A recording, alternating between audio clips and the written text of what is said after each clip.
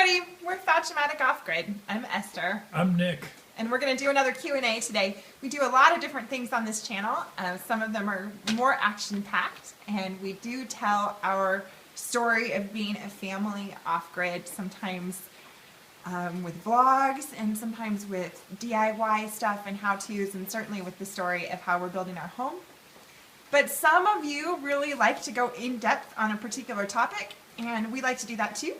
So we have 3 questions today, and I hope we have time to get to all of them because they're all really great questions for people who want to homestead or go off-grid or live more sustainable, fulfilling lives. And plus it's raining today, so there's less to do outside. Also true. I mean, you might be able to hear the rain, actually. Rainy day on the homestead, so we're going to answer some questions.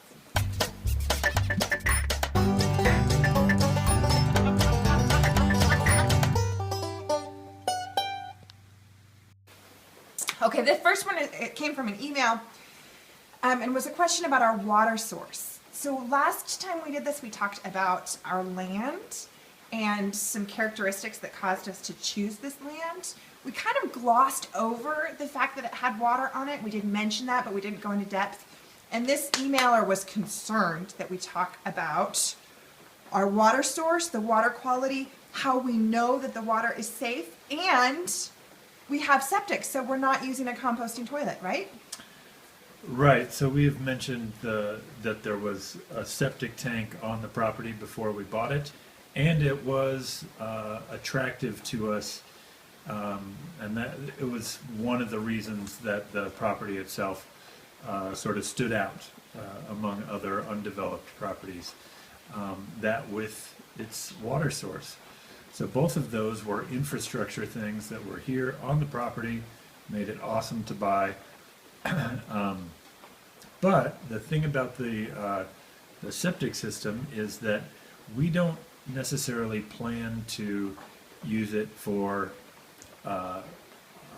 Human waste? black water. Right. Is that what they say? So the bad news is that we do have a composting toilet, right? Bad news? Good news. Good news. So I'm of the mind that if you have a clean, awesome source for drinking water, the worst thing that you can do, the most wasteful thing that you can do with that water is poop in it. There are much better ways of handling human waste than to put it in water.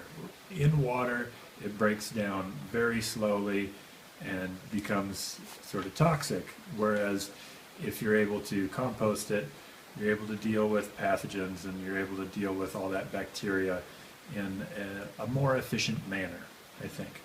So yes, we have a septic, and we certainly needed the septic up and running and permitted in order to be here and get our building permit and everything. And it's great as a backup. If we find that the composting toilet isn't working out for us, we do have the septic plumbed right to the house, and we're able to just kind of switch over to it at any time if we have to fall back on it. But it is definitely a second choice for us as far as a way to deal with our waste. Yeah, so the safety issue, though, that this emailer brought up is really significant. I just read in an article recently a kind of comical way to put it: water plus poop equals death. And I don't think that's really exaggerating. I think that one of the biggest health risks, if you're having a DIY life, is the relationship between poop and water. And if that is someplace where it can get into your drinking water or get into your food, that's extremely dangerous. So we do use a composting toilet. We just have an outhouse right now, and that is legal where we are, and you can get a permit for that. But you have to be strategic about that and do your research and know what you're doing. It's going to be different everywhere. I mean, as far as what's allowed, as far as handling that waste, and some jurisdictions are more modern and open-minded than others. More modern, and we think the composting toilet goes to the modern end of things. There's funny history there. Yeah, it's come back around, I guess. The other thing about our septic is that it's a property value issue. So we also just installed wiring in our new home that is potentially able to hook into the grid, even though we're living off grid. So I consider our septic to be in that same category of creating options for the future or for in case something goes wrong, kind of a backup plan. Yeah. Can you talk about water safety? Sure. So how do we know that our water is safe? Like I said, the spring was developed before we moved onto the land, before we bought the land. In the 80s sometime is when all the paperwork is dated. When we moved here, there were 2 black pipes sticking up out of the ground, and we were told that there was a spring here, and we had all the paperwork from Water Resources. So we went ahead and had that water tested. And the only test that we've done for it, and I'm sure that there's more tests that we could do, but this was the one that was recommended to us by both the lab and by our health department where we live, is to test for coliform bacteria. And so coliform bacteria and E. coli. So those are both bacteria that will disrupt your digestive system. They're not good for you. So that's the test that we do like twice a year on our spring. We tested it when we first started running the water, when I first had a method devised of us actually having a use point on it. And the coliform count was pretty high. So we knew it wasn't safe to drink just straight out of the spring. So we got a little water filter. We ran it through a biofilter. And so after just a couple of months of running it and using that water, we tested it again, and it cleaned up. The coliform count came back 0, and since then we haven't really used a filter. And the filter we used was really pretty simple. It's just it's called the Sawyer Just Drink. It's something like 1 million gallons guaranteed. And it's really just a little backpacking filter. It's meant to go in line in your water pack, or you can use it just as a gravity-fed thing where you hang a bag of water and let it drip through.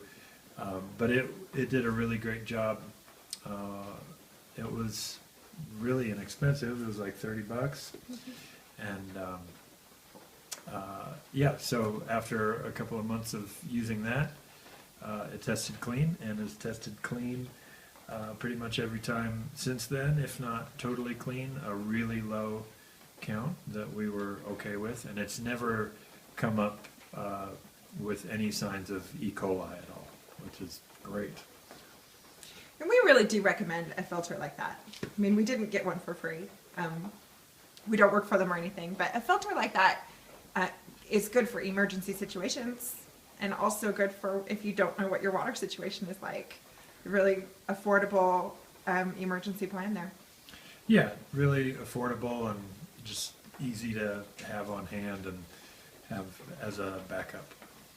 So thanks for that great question. It is really important to think about water safety and what kind of water source you might have on land before you purchase it, and how to keep it safe once you're there.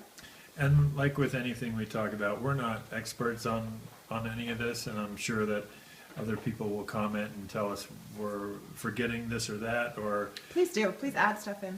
Absolutely. But we're just trying to share with you our experience and what we've gone through to get to this point. Great. So let's get to the second question. I set down my paper, but I remember it. The second question we get a lot. How are you guys going to keep doing this when you're old? Or in some ways it's phrased, that's great, but what about when you're 70 and you can't move? We really do get this one a lot. It's a great question. Good question. We don't know. It's that good of a question. Well, Yeah, We're I mean, stoked. right. So we are planning for the future as much as anybody does, I guess.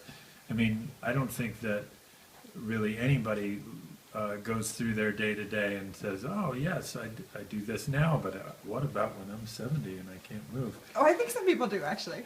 Well, that's We do. bad. We really don't.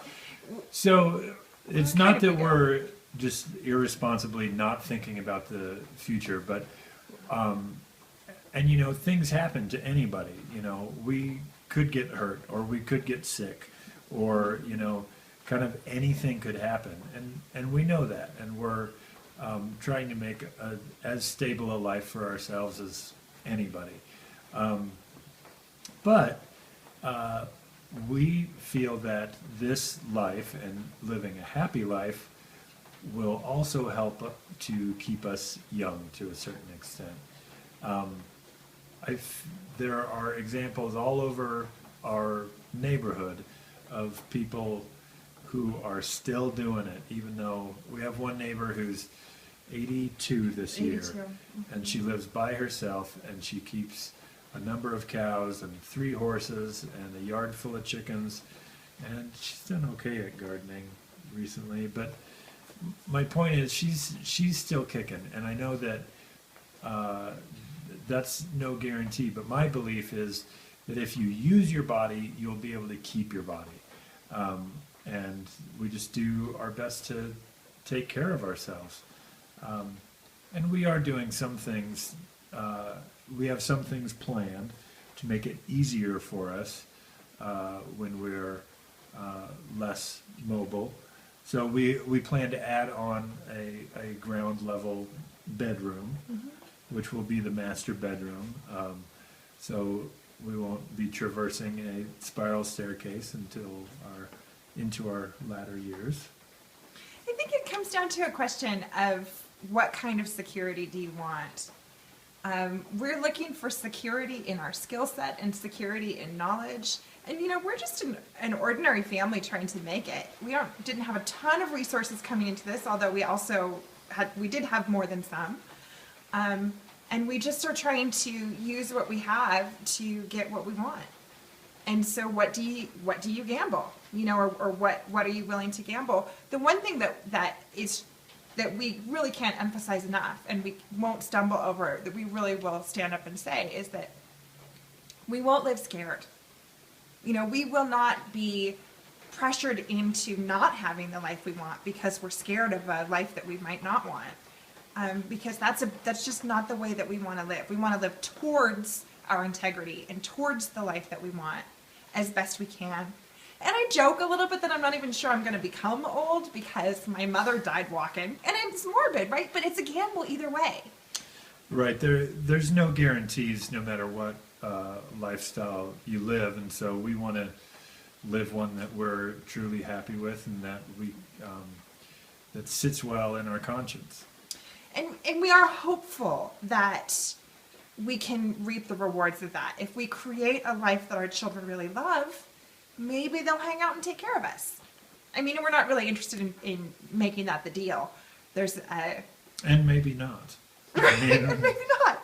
So there's just so many variables, and there always are in life. You know, life is such a gamble, but we won't not have permission to live the way we want to live right now, just because of something that might happen in 20, Right. 30, 40 years.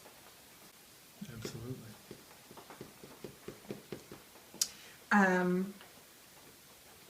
Third question. Let's go ahead and start the third question. Okay. Might need to get my paper. What is it? Oh, okay. Yes. Third question. This one was on a comment. And it's about rest. I think this is such a great question. This is one of the most important questions you can think about if you are homesteading or going off the grid. How do you rest? This is from a couple, I think, who are living the homestead life and feel like they're going all the time, and they want to know how we rest. Huge question. And it's a valid one because we're not very good at it. Right? You guys watch us, you know. But it's, but I guess you have to plan it in. I guess Esther says you rest in the planning phase. So that's both that you have a little downtime when you're planning the next thing to do, and that if you don't plan for gaps in there, then you won't take them. Right, and it's a question of how much are you going to take on, and how are you going to design your life. It's a really humbling and kind of frightening thing when you're homesteading. Everything is optional. You can construct your life, and there are ways to homestead that are very heavy effort, and there are some that are lighter effort, and there are ways to achieve greater outcome from less effort, which all involve design and knowledge and awareness of how things interact. So you are responsible for how much you've taken on. And we're really feeling this because this is the end of our third year. We're just right at the end of our third year, beginning of our fourth year doing this. And we have gone to the point where we took on too much, more than once. And when too much is too many animals and too much garden, things die. So you're not going to rest in the same way that you would if you were, say, working 9 to 5 and for somebody else, and then coming home and watching 4 hours of TV and turning in, or whatever you do. I don't know what you do. It's not like that. It is more work than that, and it should be more work than that. A big part of what we're doing out here is sort of finding our potential, finding our bodies and our spirits' potential to create the life that we want to have. So we, regularly sort of run ourselves into the ground, and that's okay. We're finding our limits, So I think it's a good thing to find your own limit as far as what you're able to pull off physically, so that you know your body's potential. But then also you need to know what you're able to sustain. And we've definitely overrun that at times, and gotten tired and discouraged because of it. But that's going to be different for everybody. You just have to push hard and go a little bit past what you're comfortable with, and then scale it back as you see fit. Yeah, we consider ourselves to be some kind of athletes, in terms of becoming our full potential as human beings. But that isn't all about hard work. A lot of that also is about strategy and knowledge. And it can be kind of humbling to realize how variable the amount of work that you put in is by how well designed your system is. We definitely have had many, many hours of labor that we could have designed out of our various procedures. Or spent our way out of. Well, there's that too. Right. Mm-hmm. So there's always the magic triangle of effort and time and money. So we tend towards the effort or time end of the spectrum. Yeah. Well, thanks for hanging out with us for another Q&A. I hope that's some commenter called it brain fodder. I hope it's brain fodder for you as your own journeys, whatever kind of lifestyle it is that you're looking for or building for yourselves. And thanks for hanging out with us. Yep, come on back. We'll talk anytime. Thanks for watching.